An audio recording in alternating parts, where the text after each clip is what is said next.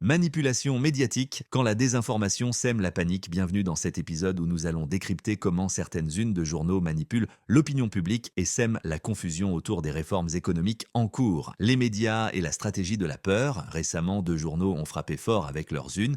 La S titre «L'État prévoit de baisser les salaires». La Tribune parle d'une onde de choc. Le message est clair: faire peur, créer un climat de panique, pousser à l'indignation. Mais derrière ces titres sensationnalistes, quelle est la vérité? Ce que disent réellement les réformes, contrairement à ce que ces journaux veulent faire croire? Voici les faits. La baisse des salaires concerne uniquement les ministres et directeurs généraux, pas les fonctionnaires de base. L'objectif est de réduire le train de vie de l'État et non d'appauvrir les travailleurs. 2. La suppression des subventions sur l'électricité et l'eau ne touche pas les citoyens les plus vulnérables. Ce sont les grandes entreprises et industries qui vont perdre ces privilèges. 3. Un dialogue social est en place avec les syndicats pour trouver des solutions durables et protéger les travailleurs. 4. Rationalisation des agences.